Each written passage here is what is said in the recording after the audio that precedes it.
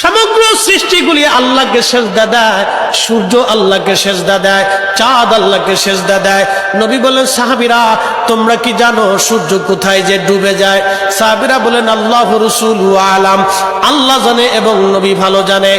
আল্লাহ নবী বললেন, সাহাবীরা রে, সূর্য যেতে যেতে আরশে মুআল্লার নিচে যায় আল্লাহকে সিজদা দিয়া সুবহানা রাব্বিল আলা বলে সূর্য পড়তে থাকে, আর সুবহানা রাব্বিল আলা বলে সূর্য তাসবিহ পড়তে থাকে, আর বলে, হে রব, আপনি যদি অনুমতি দেন পৃথিবীবাসীর জন্য আবার আলো নিয়ে ফিরে যাব, আর অনুমতি যদি না দেন আমি আপনার কুদরতি কদমে সিজদায় পড়ে পড়ে কাঁদতে থাকবো।